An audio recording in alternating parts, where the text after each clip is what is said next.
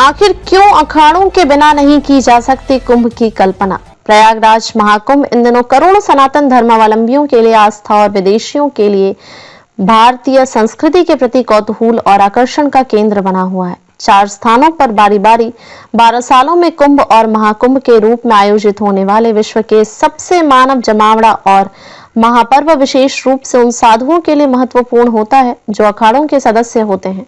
इन अखाड़ों का न केवल धार्मिक कर्तव्य है बल्कि ये भारतीय समाज में एकता, शांति और जागरूकता का प्रसार भी करते हैं।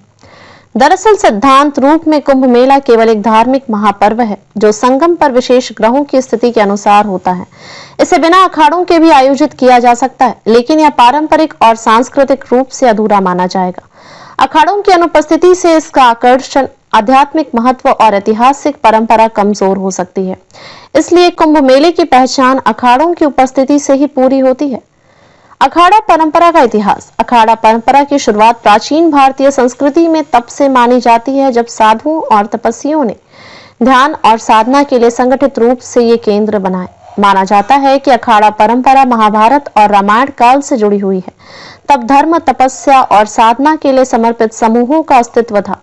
परंपरागत रूप से इन अखाड़ों का उद्देश्य साधुओं को एकजुट करना और उन्हें धर्मयोग और तपस्या के माध्यम से समाज में जागरूकता फैलाने के लिए प्रेरित करना था। ऐसी भी मान्यता है कि अखाड़ा व्यवस्था शंकराचार्य द्वारा स्थापित की गई थी, जिसका उद्देश्य सनातन धर्म को पुनर्जीवित करना और उसे एक संगठित रूप में प्रस्तुत करना था। कुंभ में अखाड़ों की अत्यधिक भूमिका।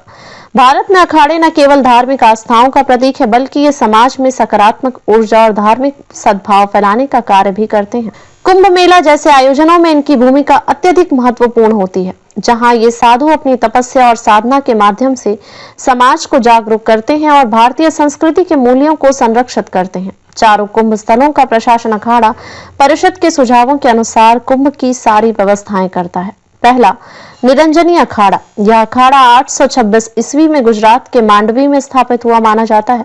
इनके इष्ट देव भगवान शंकर के पुत्र कार्तिक स्वामी हैं। इनमें दिगंबर, साधु, महंत व महामंडलेश्वर होते हैं। इनकी शाखाएं इलाहाबाद, उज्जैन, हरिद्वार, त्र्यंबकेश्वर के उदयपुर में है। दूसरा, जूना अखाड़ा।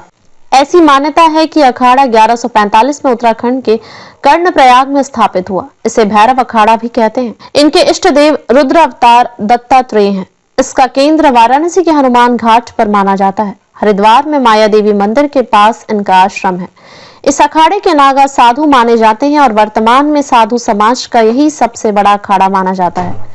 तीसरा, महानिर्वाण अखाड़ा। यह अखाड़ा 681 ईस्वी में स्थापित हुआ माना जाता है।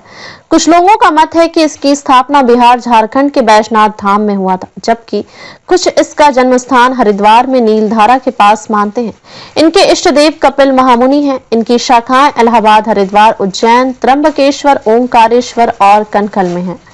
चौथा, अटल अखाड़ा। यह अखाड़ा 569 ईस्वी में गोंडवाना क्षेत्र में स्थापित किया गया बताया जाता है।